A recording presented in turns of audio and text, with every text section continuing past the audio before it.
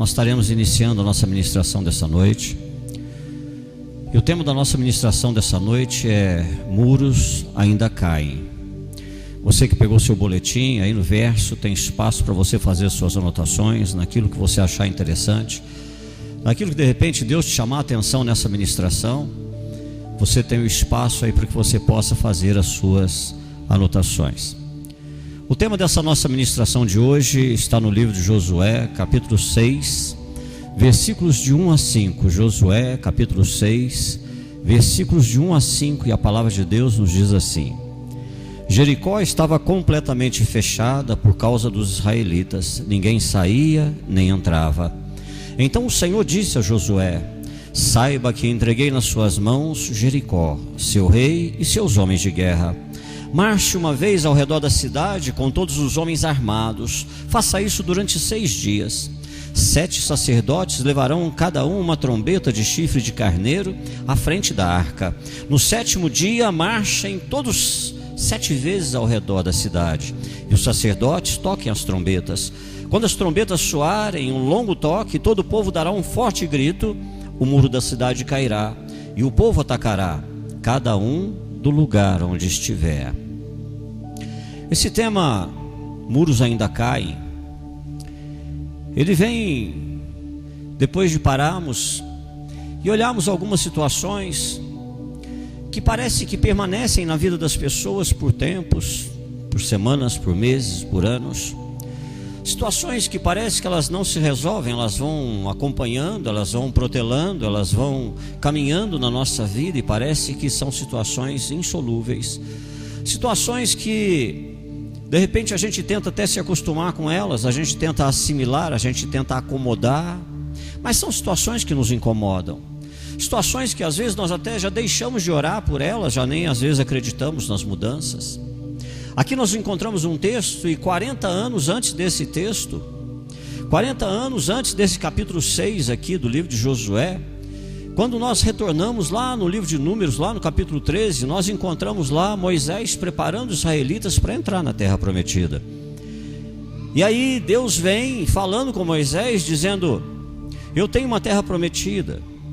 E hoje Deus te trouxe aqui para dizer para você também que há uma terra prometida para a sua vida. Há uma terra prometida para a sua família, para o seu casamento, para os seus relacionamentos, para a sua vida profissional. Há uma terra prometida para você. Uma terra prometida por Deus para a sua vida. E Deus dizendo: olha, Moisés, eu vou levar esse povo para uma terra que mana leite e mel. E sim, haverá gigantes. Sim, haverão inimigos, e vocês terão que lutar. Mas é uma boa terra. É uma terra que mana leite e mel. E principalmente é tua. É a tua bênção. É a tua herança. É aquilo que eu preparei para você. Deus, Ele tem uma terra prometida para você, para sua casa, para sua família, e ela é sua. Essa terra prometida que é sua, ela não é a minha. Eu tenho a minha terra prometida, eu tenho o meu contexto familiar, eu tenho o meu contexto financeiro, eu tenho o meu contexto de empreendedor como você. Eu tenho o meu contexto ministerial, que é a igreja. Eu tenho uma terra prometida da parte de Deus, como você também, nos vários aspectos da sua vida, familiar, emocional, psicológico, relacional, profissional. Deus tem uma terra prometida para você, um lugar de bênçãos, um lugar onde você possa se alegrar, um lugar onde você possa bendizer a esse Deus que nos criou, a esse Deus que tem planos para a nossa vida. E aqui Deus está falando com pessoas, e aqui Deus não está falando do céu. Eu não vou fazer uma analogia da terra prometida com o céu, porque aqui Deus está dizendo: olha, lá vai ter inimigo, no céu não tem inimigo. Deus aqui está dizendo: olha, lá vocês terão que enfrentar lutas, no céu nós não teremos lutas. Para aqueles que gostam de chamar de céu, se você quiser chamar de uma dimensão melhor para a qual Deus nos está preparando, fique à vontade. E aí Deus dizendo: olha, tem uma terra para você, mas tem gigantes, tem inimigos, tem lutas, tem a própria terra. Mas Deus também disse que existe vitória na promessa que Ele tem para a sua vida. E aí, depois de ouvir isso aqui da parte de Deus, passa um bom tempo. Eles saem do Egito, a maioria já conhece essa história, saem do Egito, chegam em frente ao Mar Vermelho, o mar se abre e tal. É uma rota que demoraria mais ou menos 15 dias, de 2 semanas a 15 dias. E eles chegam numa terra chamada Cades Barneia. Quando eles chegam em Cades Barneia, que era já pertinho da terra prometida, era atravessar uma rua. Ele chega em Cades Barneia e Moisés fala assim: olha, eu vou juntar então 12 homens e vou mandar para lá, para espiar essa terra prometida, para ver como é que é essa terra prometida. E aí ele reúne 12 homens, ou seja, um de cada tribo. E aí ele fala: olha, vai lá, vai dar uma olhada nessa terra que Deus prometeu para a gente. Fala, volta, faz um relatório, fala para a gente como é que é. E aí eles foram, e no seu retorno 10 desses espiões, foram 12, 10, eles trazem um relatório pessimista. Eu já falei que tem que tomar cuidado com a palavra realista e pessimista. Às vezes tem pessoas que são pessimistas e se chamam de realistas. E aí essas pessoas vêm e começam a dar aquele relatório pessimista, triste, sem chance, dizendo: olha, lá não dá, lá não tem jeito, lá tem gigantes, a terra é boa. Nós vimos aí 2 homens carregando um cacho de uva. Alguns aqui que gostam de zoar vão falar truco, mas tinha lá 2 homens carregando um cacho de uva. Eles falam: mas lá tem gigantes, a terra é muito fortificada, tem muros em volta das cidades, e a terra devora os seus moradores. Mas eram 12, 10 falaram isso, e tinha 2, Josué e Calebe. Josué e Calebe, eles voltam com um relatório diferente, e é um relatório positivo. E eles falam assim: olha, a terra é boa, tem gigante? Tem sim, mas a terra é nossa, Deus prometeu. Então vamos lá, vamos conquistar o que Deus prometeu para a gente, mas vamos já de uma vez, vamos programar, vamos amanhã, vamos lá pegar essa promessa de Deus. Não vamos parar para pensar muito não. Deixa eu falar uma coisa para você, irmão. Às vezes na vida a gente pensa demais. Pensar é bom, planejar é bom, meditar é bom, mas às vezes pensamos demais. Às vezes nós começamos a procurar todos os problemas, todas as situações, e nós pensamos demais. E às vezes nessa coisa do pensar demais, a gente deixa a iniciativa para muito depois, e quando a gente resolve tomar essa iniciativa, venceu o tempo. Já não é mais tempo. Havia um tempo para se tomar iniciativas, e às vezes a gente pensa demais. Os outros espias trouxeram um relatório maligno. Eles estão olhando para a terra prometida, estão olhando para a sua promessa, estão chamando essa promessa de ruim. Estão dizendo que aquela terra que Deus havia prometido não era boa, que ela era ruim, que ela era má. E se você não for cuidadoso na sua vida também, você vai acabar chamando a sua promessa de ruim. E Deus, ele lança aqui uma diversão para a nossa vida. Deus aqui, ele lança uma advertência para a minha vida e para a sua. E a advertência de Deus está lá no livro do profeta Isaías, capítulo 5, versículos 20 e 21. Ai dos que chamam ao mal bem e ao bem mal, que fazem das trevas luz e da luz trevas, do amargo doce e do doce amargo. Ai dos que são sábios aos seus próprios olhos e inteligentes em sua própria opinião. Se você não for cuidadoso, você vai amaldiçoar a sua promessa. Se você não for cuidadoso, você vai amaldiçoar aquilo que Deus preparou de bom para a sua vida. A Bíblia, por exemplo, diz que o seu casamento é bênção de Deus. A Bíblia diz que a sua esposa é a ajudadora escolhida por Deus para estar com você. A Bíblia diz que o seu marido é bênção de Deus. A Bíblia diz que os seus filhos são bênçãos, são heranças do Senhor na sua vida. São coisas boas. Mas às vezes, pelas lutas da vida, pelas situações que nós vamos passando, nós nos pegamos muitas vezes maldizendo. Nós nos pegamos muitas vezes não reconhecendo que aquilo é bom. E às vezes nós acabamos naquele momento de luta, naquele momento que nós estamos um pouco irados, naquele momento de muita confusão, a gente acaba maldizendo às vezes a vida da esposa, acaba maldizendo a vida do marido, às vezes acaba maldizendo a vida dos filhos. E a Bíblia diz que as crianças são herança do Senhor, são como flechas na aljava de um arqueiro. E nós às vezes acabamos, por causa das lutas da vida, maldizendo e amaldiçoando as bênçãos que Deus nos prometeu. E às vezes acabamos amaldiçoando as coisas pelas quais nós oramos. As coisas pelas quais nós oramos por um tempo, e ela vem, e aí nós acabamos amaldiçoando essas coisas pelas quais nós deveríamos estar agradecendo a Deus. Agimos assim, sabe por quê, irmão? Porque na vida as coisas são mais desafiadoras do que a gente esperava. Tudo na vida é mais desafiador. O casamento tem muito mais desafios do que você esperava. A criação de filhos tem muito mais desafios do que você esperava. Um novo trabalho tem muito mais desafios do que você esperava. Uma igreja tem muito mais desafios do que você esperava. E a gente às vezes, por se dar de cara, se deparar com essa quantidade enorme de desafios, nós acabamos amaldiçoando, por exemplo, um trabalho que Deus nos deu.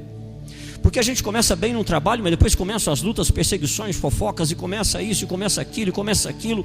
E aquele trabalho que foi algo que a gente tanto pediu para Deus, porque precisava, a gente começa às vezes a amaldiçoar aquele trabalho. Às vezes a gente começa a amaldiçoar a vida do nosso patrão. Às vezes a gente começa a falar: nossa, mas tá louco, eu sou explorado aqui, não é possível que não entende, não tem consciência, acha que a gente é o quê? Vão explorando a nossa vida. Só que aquele trabalho, você tinha se preocupado sobre aquele trabalho, você tinha pedido aquele trabalho, você tinha falado com Deus que precisava daquele trabalho, que não dava mais para ficar tanto tempo do jeito que estava, e o trabalho veio. E junto com o trabalho veio a luta. Junto com o trabalho veio o desafio, junto com o trabalho, porque a Bíblia diz que assim como o ferro com ferro se afia, um homem afia outro homem. São nas relações sociais que nós vamos sendo aperfeiçoados, são nas relações sociais que nós vamos sendo trabalhados, dia após dia. E às vezes nós acabamos amaldiçoando também o local que nós moramos. Foi tanto esforço, tanto sacrifício para construir uma casa, ou talvez até para adquirir uma casa, e de repente você olha para aquilo e fala: meu Deus do céu, nossa, aqui venta demais, ou então aqui está frio demais, ou então aqui faz calor demais, ou às vezes a vizinhança começa a ficar um pouco tumultuada, um pouco complicada, e você já fala: não, Deus, aqui não está bom, aqui não está bom. E não que você não possa dizer, mas todos os dias começar a amaldiçoar aquilo que é uma bênção na sua vida, nós não deveríamos fazer. Se você não for cuidadoso, você vai acabar olhando para a sua promessa e você vai chamar a sua promessa de ruim. E você vai olhar para a sua promessa e você vai chamar isso na sua vida de mal, de ruim. Você vai dar um relatório mal das coisas boas que Deus está fazendo na sua vida. Coisas boas de Deus não significam que não tem um trabalho. Coisas boas de Deus não significam que nós não temos desafios. As coisas boas de Deus para a nossa vida não significam que nós não tenhamos que lutar por elas, ser aperfeiçoados muitas vezes para fazê-las por onde merecer. E aí às vezes nós vamos lidando com isso, lidando com essa perspectiva que vai mudando conforme a situação, conforme a circunstância. Enquanto estava céu de brigadeiro, a gente estava feliz, estava super bem, mas de repente esse céu já não é de brigadeiro mais, as nuvens escuras vêm, os problemas vêm, e aí nós começamos a amaldiçoar aquilo que é bênção. E Deus dizendo para você: se você não aprender que não se deve amaldiçoar a bênção que Deus te deu, você nunca vai herdar as promessas que Ele tem para você, você nunca vai herdar aquilo que Ele preparou para você. Quando aqueles homens fizeram esse relatório ruim, eles estavam chamando a terra prometida, que era a bênção de Deus, de mal, de má, de ruim, aquilo não é bom. Eles falaram 3 coisas. Quando eles começaram a maldizer a terra prometida, eles falaram sobre gigantes, eles falaram que havia muro ao redor das cidades, e eles falaram que aquela terra devorava os seus habitantes. E por causa dessas 3 coisas, eles não puderam herdar a terra da promessa. Por causa dessas 3 coisas, esse povo teve que vagar no deserto por 40 anos, e toda aquela geração que tinha mais de 20 anos quando saiu lá do Egito, lembrando que nós estamos falando aqui de 2 a 3 milhões de pessoas, essas pessoas que saíram do Egito, que tinham mais de 20 anos, todas pereceram no deserto, exceto 2, Josué e Calebe. Josué e Calebe ficaram. E foram os únicos que disseram: olha, lá tem problema sim, lá tem gigante sim, lá nós vamos ter luta sim, mas a terra é nossa, a bênção é nossa, Deus prometeu e aquilo é nosso. E hoje Deus dizendo isso para você: para herdar a sua promessa, você vai ter que enfrentar um muro. Para herdar a sua promessa, você vai ter que enfrentar um gigante. Para herdar a sua promessa, você vai ter que enfrentar a terra. Eles não herdaram a terra prometida, não foi por causa dos gigantes, não foi por causa dos muros que cercavam as cidades, não foi por causa da terra, não foi porque eles estavam em desvantagem numérica, não foi porque eles não eram habilidosos o suficiente, não foi porque muitos eram órfãos, talvez foram criados às vezes em famílias disfuncionais, não foi, eles não herdaram a terra, não é porque não tinham boa instrução, seja ela militar ou a nível de conhecimento, não foi por causa da cor da sua pele, não foi porque não tiveram chance na vida, não foi porque eles eram de famílias muito pobres. Deus diz que nenhuma dessas coisas. E esse tem sido o discurso das pessoas hoje para se limitarem. O discurso das pessoas hoje tem sido esse: olha, eu não tive a oportunidade de estudar, olha, eu não fui criado pelo meu pai, olha, desde cedo eu fui abandonado, só minha mãe me criou, olha, eu sou vítima de preconceito, olha, eu sou vítima de discriminação. Olha, esse é o discurso de vitimização que vem sendo feito hoje em dia, como se isso justificasse a incapacidade ou a falta de vontade das pessoas de procurarem conquistar as suas terras prometidas.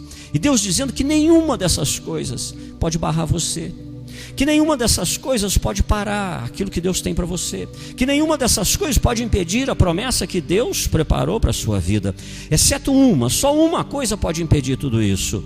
E é o que está na carta aos Hebreus, no capítulo 3, versículo 19, quando a palavra nos diz assim: vemos assim que foi por causa da incredulidade que não puderam entrar. O mundo quer que você acredite que você hoje está limitado, que você está limitado pela sua condição social, pela sua condição financeira, que você hoje está limitado pelo seu grau de instrução, que você está limitado porque você vem de uma família disfuncional, que você está limitado por questões de gênero, que você está limitado por questões da cor da sua pele.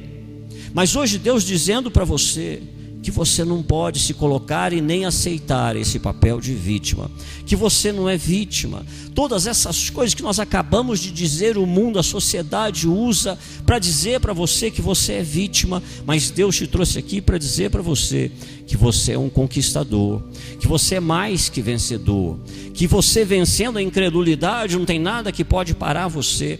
Mas a nossa cultura vai mentindo para as pessoas, e aí as pessoas acabam aceitando esse papel e vão vivendo com essa mentalidade de vítima. Não posso, não tenho, não consigo. Mas Deus dizendo que a sua vida jamais vai ser determinada por essas coisas. A sua vida não pode ser limitada por nenhuma dessas coisas que o mundo diz que são limitações. Deus está dizendo para você que somente a incredulidade pode impedir você de herdar a tua terra prometida, o que Deus tem para você.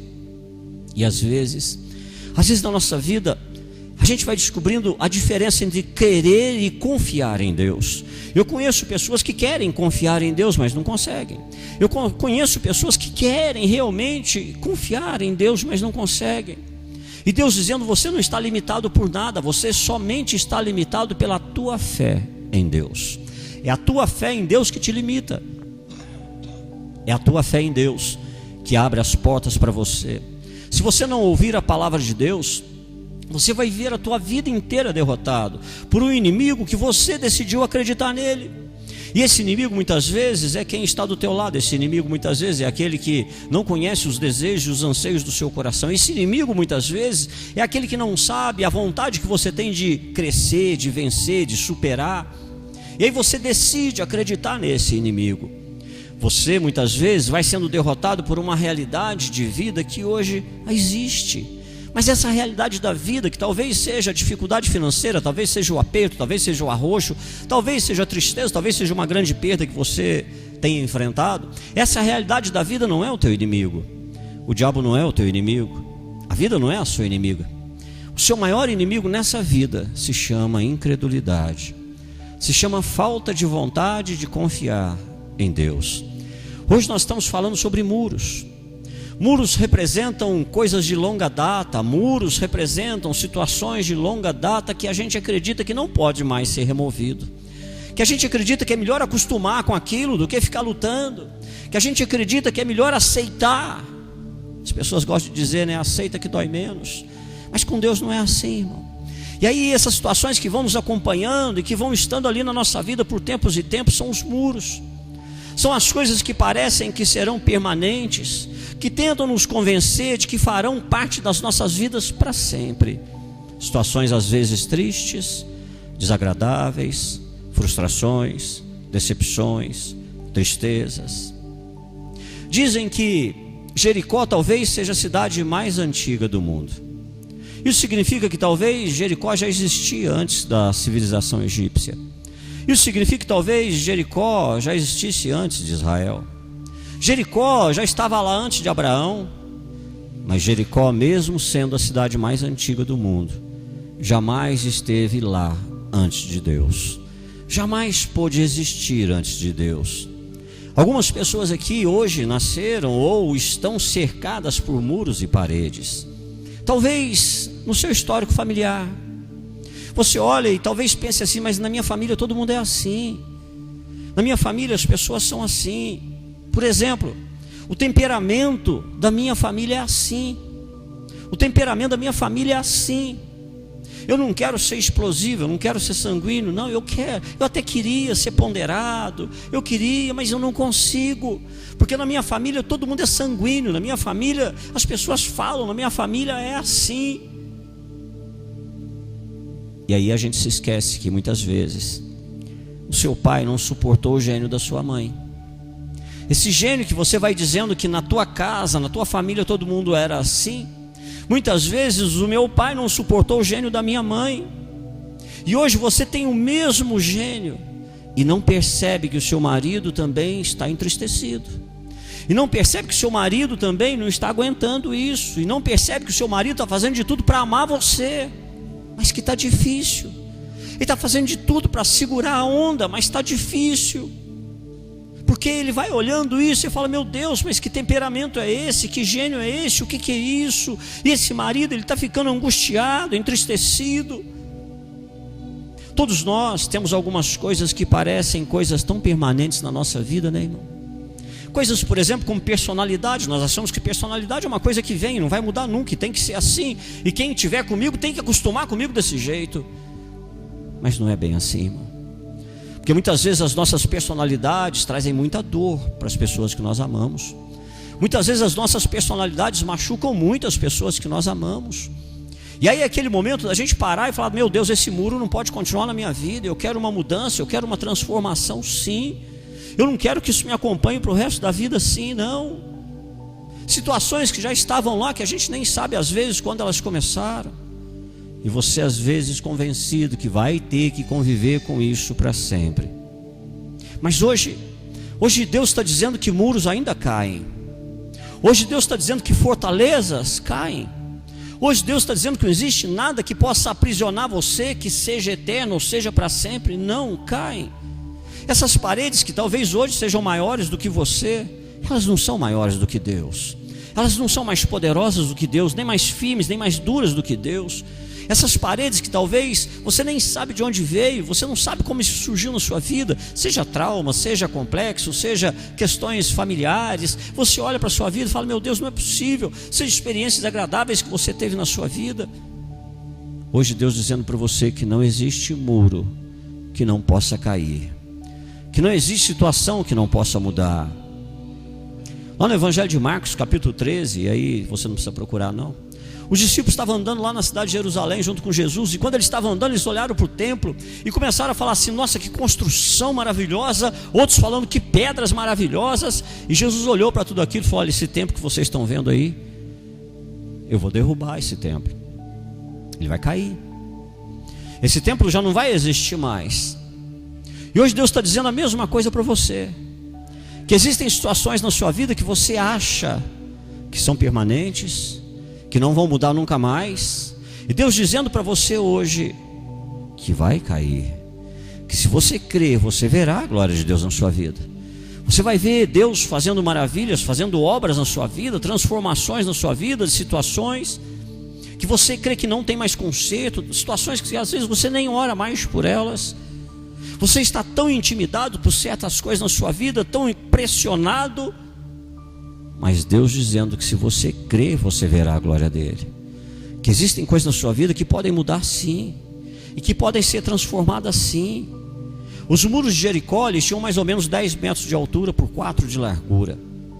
Isso significa que 4 metros de largura, carruagens podiam manobrar lá em cima, casas eram construídas em cima dessas muralhas. 10 por 4, 10 de altura por 4 de largura. Isso impressionava muito as pessoas. Quando as pessoas olhavam aquela muralha com 10 metros de altura, 4 metros de largura, todo mundo pensava: isso aqui é intransponível. É impossível entrar, é impossível conquistar essa cidade, não tem como. Mas Deus não se move por essas aparências humanas. Mas infelizmente muitas pessoas até começam a seguir a Deus.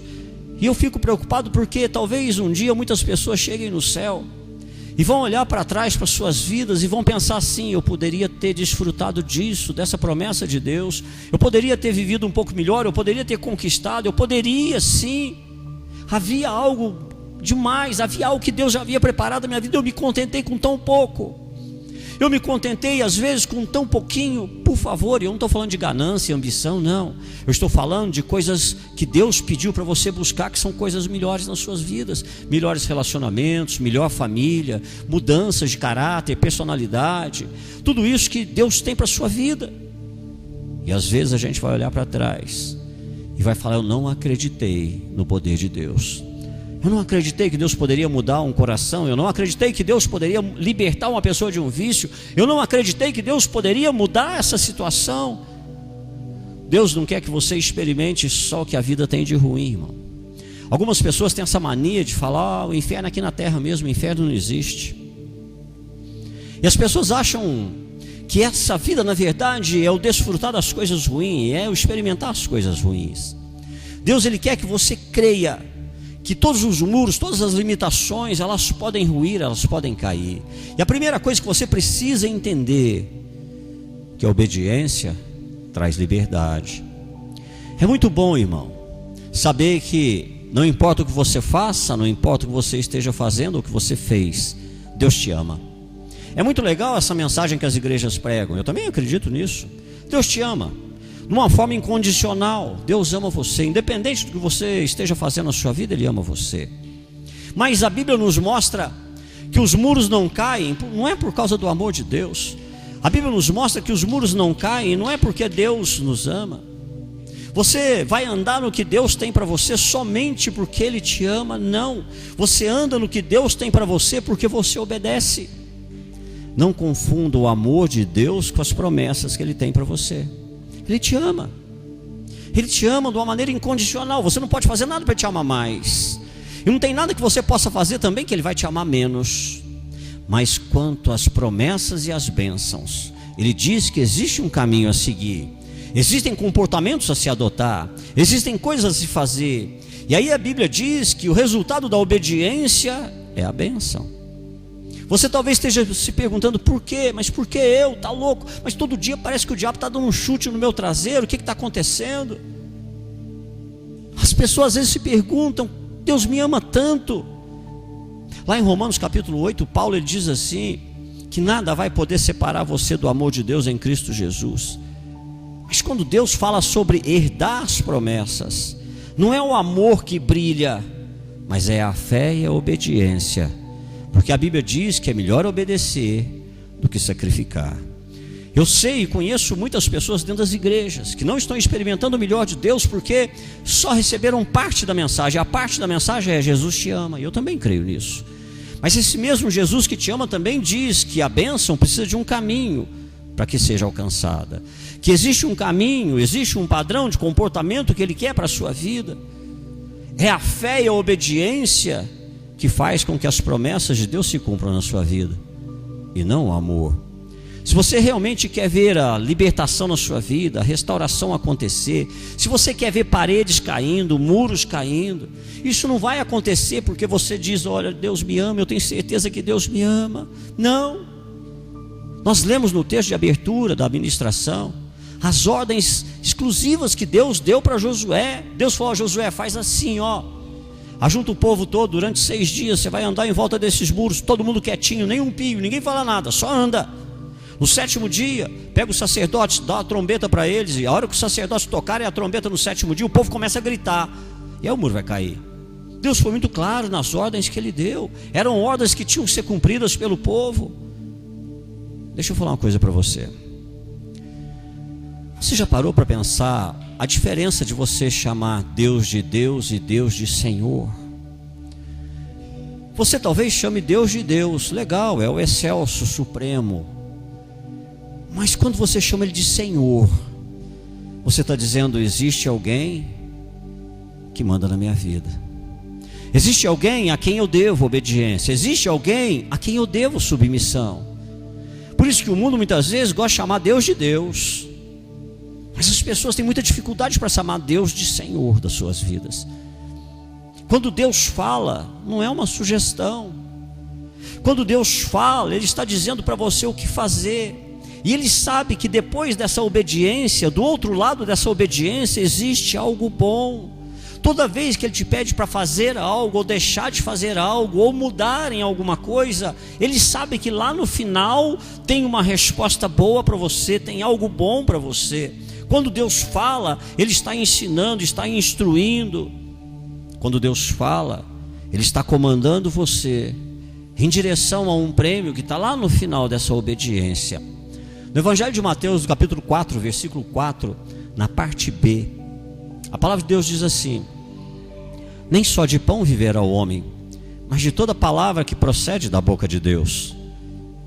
Talvez você esteja aqui hoje porque você precisa encontrar qual a palavra de Deus que precisa ser obedecida na sua vida.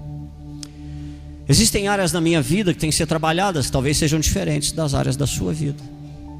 Existem áreas na minha vida que têm que ser trabalhadas, mas são diferentes da sua. Qual é a palavra de Deus para você hoje que precisa ser obedecida na sua vida? Qual é a palavra que talvez você ainda esteja resistente? Qual é a palavra que talvez você ainda esteja se perguntando, ou talvez esteja com dúvida, ou não sabe se é o melhor para você? Eu tenho certeza que você que está aqui hoje sabe o que Deus tem pedido para você. Você sabe o que Deus tem falado com você.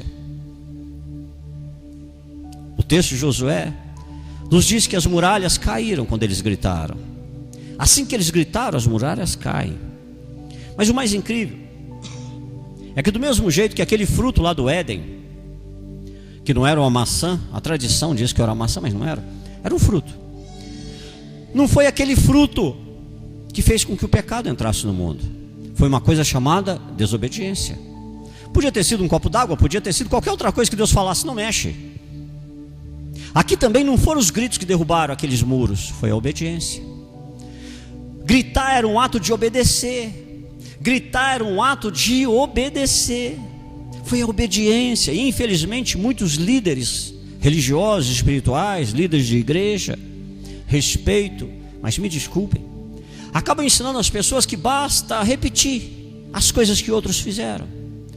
Basta repetir, e aí entrega-se lencinhos para as pessoas, porque um distribuía lenço e entrega canetinha ungida, entrega fitinha, entrega... Por favor, eu também me converti numa igreja assim, mas depois a gente amadurece. E as pessoas acham que simplesmente é um ato religioso, é um ato que se fez e aquilo dá certo. Aquele ato em si, ele tem um poder. Uns acreditam que passa óleo nas portas, passa óleo nas coisas, e eles vão sendo ensinados assim. Às vezes até usam passagens da Bíblia, dizendo: olha, mas na Bíblia fala que o fulano fez isso, e acham que é somente repetir, que vai dar certo, que são assim. Mas a Bíblia nos mostra que não são os rituais religiosos, não são as tradições dos homens que trazem bênçãos, é a obediência a Deus. É a obediência que traz bênção, é a obediência que move a mão de Deus. Se você é o tipo de pessoa que está aqui hoje, que está vivendo só de pão, se você ainda é o tipo de pessoa que está vivendo de pão, ou seja, você está vivendo pelos seus 5 sentidos naturais, são os seus 5 sentidos naturais que estão dirigindo a sua vida, ou seja, você é o tipo da pessoa que está sempre à mercê daquilo que você sente, ou à mercê daquilo que você ouve, ou à mercê das suas emoções. Você ainda é o tipo da pessoa que está à mercê dos seus apetites carnais ou naturais.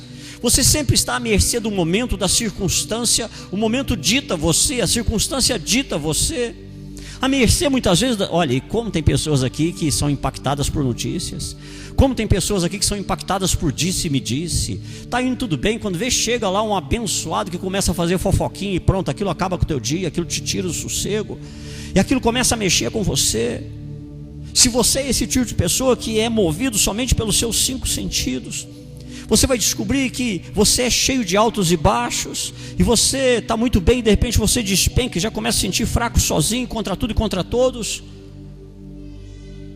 Mas se você resolver viver pela palavra de Deus, já que nem só de pão viverá o homem, mas toda palavra que procede da boca de Deus, a Bíblia diz que ela é a sua arma contra o inimigo.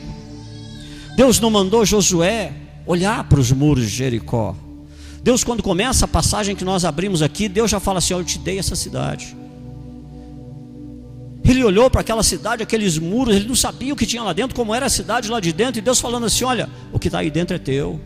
Essa cidade eu já te dei a cidade, seus comandantes, os moradores, tudo que tem aí dentro eu já te dei. Assim como Josué, hoje Deus está dizendo para você que você tem que aprender a olhar além das paredes, além dos muros, além dos desafios. O que tem depois desse desafio? O que tem depois dessa luta? O que está preparado para você depois dessa luta, depois desse desafio? E às vezes nós não entendemos. Como seria a sua vida sem esse muro? Como seria a sua vida hoje sem esse muro? Como seria a sua vida hoje sem essa barreira, sem essa limitação? Como seria, por exemplo, a tua vida sem esse vício? Como seria a sua vida hoje financeira sem essas situações que você passa hoje? Aprenda a ver a sua vida. Aprenda como seria a sua vida se você realmente colocasse Deus em primeiro lugar. Orar um pouco mais, conhecer um pouco mais das coisas de Deus. Como seria a sua vida se você perdoasse aquela pessoa que você não consegue perdoar? E você vai carregando isso te machuca, te magoa, a ponto de às vezes você até sonhar com isso. Como seria a sua vida se você deixasse as coisas mais na mão de Deus e menos na sua? Entender que existem coisas que competem a você, mas existem coisas que somente Deus pode fazer. Uma delas, só Deus muda o coração das pessoas. Você jamais vai conseguir fazer alguém gostar de você. Você jamais, as pessoas até gostarão de você de uma maneira condicionada. Mas chega um momento que essas pessoas, só Deus inclina o coração das pessoas. Então chega aquele momento em que, em vez de ficar pensando, mas o que eu posso fazer? O que eu posso fazer para essa pessoa? Não, é hora de falar: Deus, só o Senhor muda o coração das pessoas. Só Deus muda o coração do seu chefe. Só Deus muda o coração do seu patrão. Só Deus. Só Deus. Ao invés de ficar ali e vai e entra naquela onda toda, e às vezes lá no trabalho começa aquele bochicho, começa aquela coisa, e você olha e fala: gente, está uma insatisfação, está todo mundo aborrecido. Está todo mundo errado. Que nós deveríamos estar falando com Deus: Deus, a tua palavra diz que o Senhor inclina o coração do rei para onde o Senhor quer. Nessa noite eu vou dormir o sono do justo, porque quando eu durmo o sono do justo, eu confio que o Senhor está trabalhando. E aí Deus começa a agir. Ele começa a trabalhar. Como seria a tua vida sem esse ressentimento? Como seria a tua vida sem esse ressentimento? Talvez tenham te machucado demais, te decepcionado demais. Deixa eu falar uma coisa para você. A pior coisa que existe é o sentimento de rejeição. É quando você entrega tanto o teu coração para alguém, e esse alguém é como se pegasse o teu coração e dissesse assim: não vale nada para mim. Era o melhor que você tinha, o seu coração. E hoje Deus dizendo para você: como seria a tua vida sem essa dor, sem esse ressentimento, sem essa mágoa? Existem coisas na nossa vida que a gente não queria mais estar fazendo, mas faz. São os nossos pecados que a gente ainda carrega. Como seria a minha vida liberto desse pecado, dessa situação que me constrange, dessa situação que me envergonha? Às vezes são coisas que eu faço no oculto. São coisas que eu faço no oculto. Ninguém às vezes fica sabendo, mas são questões que me incomodam. São coisas que eu não queria mais estar fazendo. Como seria a sua vida assim? Deus preparou algo para você, mas está do outro lado desse muro que se chama luta. Deus preparou algo para você, mas está do outro lado desse muro que se chama desafio. Deus preparou algo para você, e eu tenho certeza disso. Mas você precisa pedir para o Espírito Santo uma imaginação santificada, para que você possa ver o que está atrás desse muro. Se você obedecesse a palavra de Deus, como seria seu casamento? Se você obedecesse a palavra de Deus, como seria a sua família? Se você realmente, e por favor, não estou falando de religião, por favor. Eu já falei que eu conheço pessoas de muitas virtudes, que nem sempre estão dentro de uma igreja evangélica. Como eu já vi um monte de gente dentro de igreja evangélica que não tem virtude nenhuma. Como seria a sua família se você andasse por princípios da palavra de Deus? Como seria lá no seu trabalho se você se comportasse por princípios como estão na palavra de Deus? Se você realmente colocasse Deus em primeiro lugar? Porque às vezes a nossa boca diz que a gente ama. A coisa mais fácil do mundo é falar que se ama alguém ou alguma coisa, mas o que prova que a gente ama são as nossas atitudes. é o nosso comportamento, não é o que a boca fala. Às vezes a gente fala eu te amo, a gente fala eu te amo para um filho, a gente fala eu te amo para uma esposa, a gente fala eu te amo para um marido, a gente fala eu te amo para uma mãe, para um pai. Mas o que prova que a gente realmente ama são as nossas atitudes, nossos comportamentos, as nossas renúncias. E às vezes as nossas atitudes estão dizendo exatamente o contrário. Como seria a tua vida se você pudesse ver além dessa parede? Você tem que olhar para aquele muro e olhar e saber que tem uma cidade chamada Jericó do lado de dentro daqueles muros. Eu não sei qual é o grande problema da sua vida hoje, mas Deus está dizendo que do lado de dentro existe uma bênção preparada para você. Do outro lado desse problema tem uma resposta de Deus para a sua vida. Uma vida que obedece à palavra de Deus é uma vida que tem liberdade. É uma vida que sabe que na verdade não depende de pessoas, depende de Deus.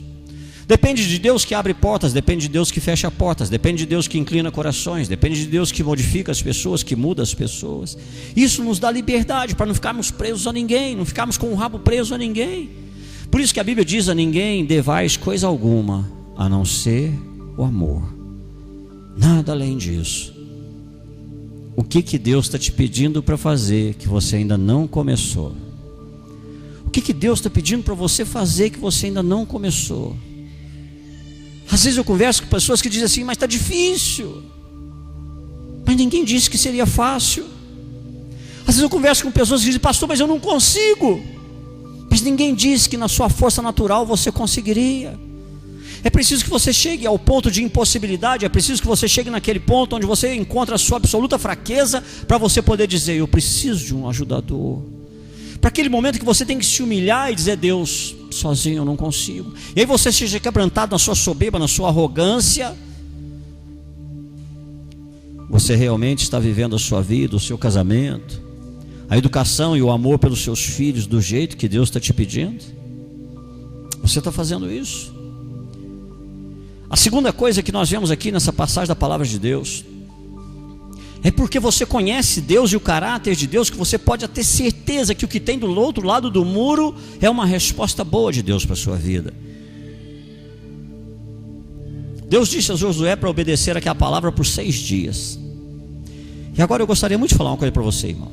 Quem tem filho aqui, é muito ruim quando você pede para um filho fazer uma coisa, ele até vai fazer, mas ele vai resmungando, ele vai batendo o pé, ele vai arrastando o pé. Aquilo a gente às vezes até fala: ó, não faz não, faz não. Deus espera que nós, quando obedecermos, façamos isso de boa atitude. Deus espera que quando nós nos esforçarmos para obedecer, a gente não faça isso murmurando, a gente não faça xingando, a gente não faça de forma alguma se arrastando, mas que a gente faça de boa atitude. Com essa boa atitude, Deus fala: olha, vocês vão andar e não vão falar nada. Vocês vão andar de boa atitude, vão andar todo mundo de boa, vão rodear a cidade por esses 6 dias. Infelizmente, eu conheço pessoas que o obedecer a Deus é pesado, acham que Deus quer o seu mal. Pessoas que acham que obedecer a Deus, não é, eu não consigo, para mim não dá, não é isso que eu quero. E infelizmente muitos estão com essa atitude ruim. E o sucesso espiritual ele não vem, porque essa obediência e a boa atitude tem que caminhar na mesma direção. É aprender a obedecer a Deus sem tédio. É aprender a olhar para o seu cônjuge sem murmurar. Porque hoje ele pode estar problemático. Eu não usei a palavra ser problemático, porque ninguém é. Hoje ele pode estar problemático, mas Deus está dizendo para você: olha para ele como uma bênção. Não murmura, não murmura. Hoje você pode olhar para o seu filho, que talvez também esteja dando um monte de aborrecimento para você, e Deus dizendo para você: olha para o teu filho como se ele fosse uma bênção. Não murmura, não murmura a respeito da vida dele.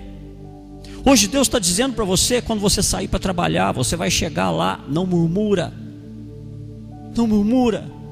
Vai para o seu ambiente de trabalho, tem um monte de gigante lá te esperando, mas não murmura. Vá com boa atitude. A coisa mais importante na nossa vida, irmão, é ter boa atitude enquanto se espera. É muito importante. Eu não sei aí os que já tentaram ser promovidos no seu trabalho, E aí você passa por aquele período em que estão te observando. Mas ninguém te fala por quanto tempo você vai ser observado, né? Ninguém te fala. Eles só chegam para você e falam assim: ó, nós vamos promover alguém aí e tal. Eu já passei por essa situação nos meus empregos seculares. E aí aí você vai naquele gás, naquela dedicação, e aí passa uma semana, passa 2, 15 dias, 1 mês, 2 meses, 3 meses.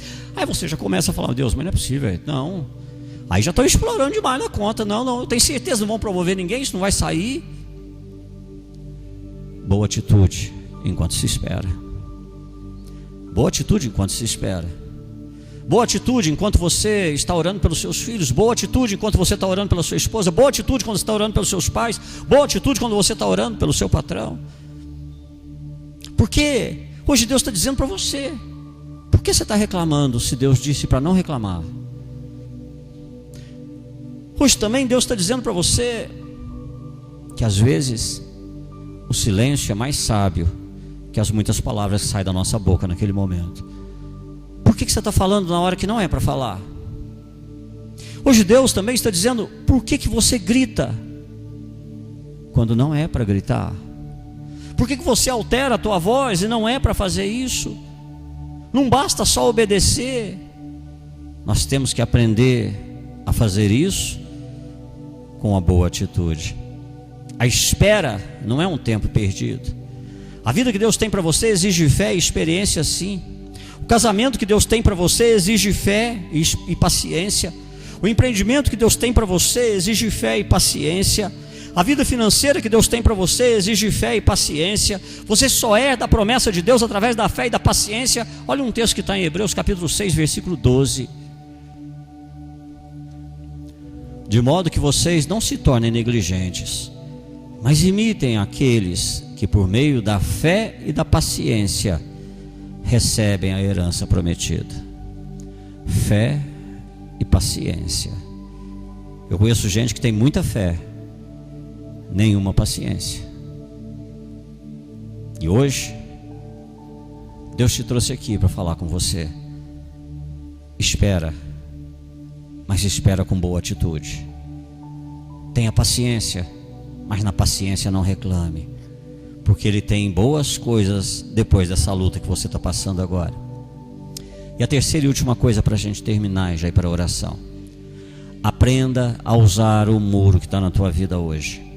No 7º dia, enquanto eles estavam andando, as trombetas tocaram, e aí eles começaram a gritar.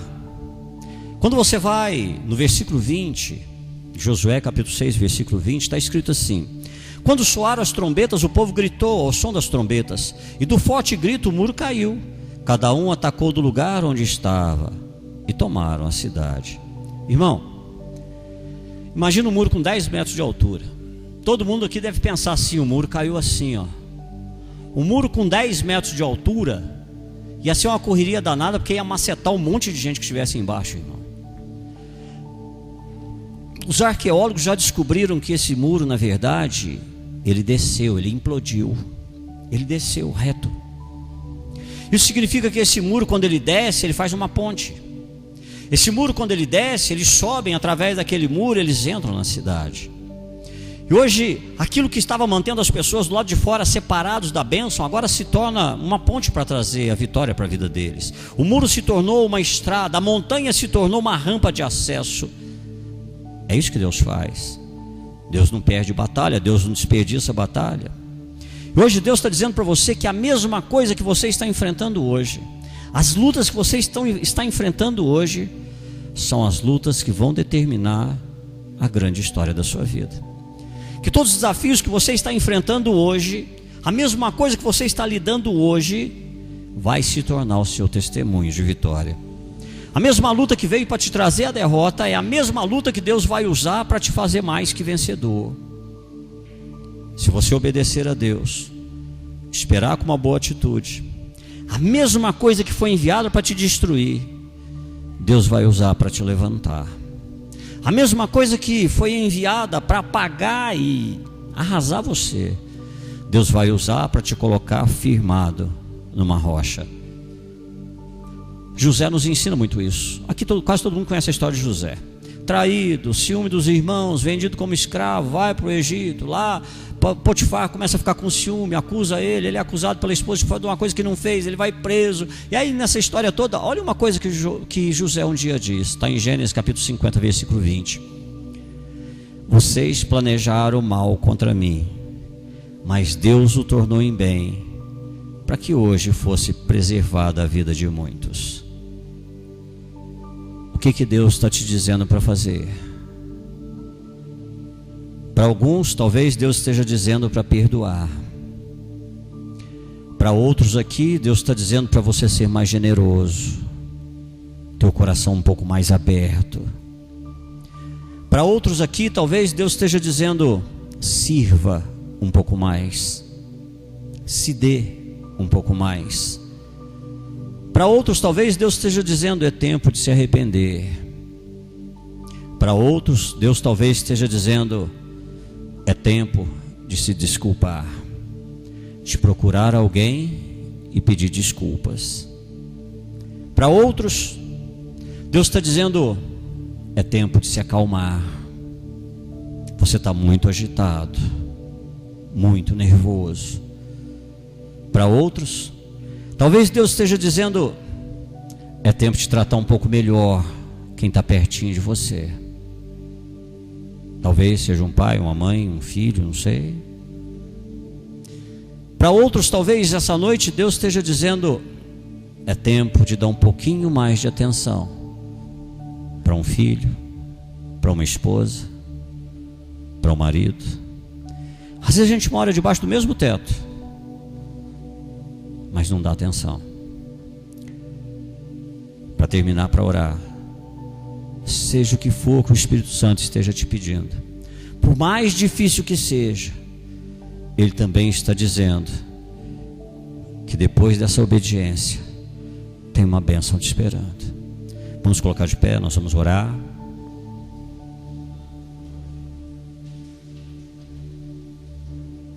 Feche seus olhos, por favor.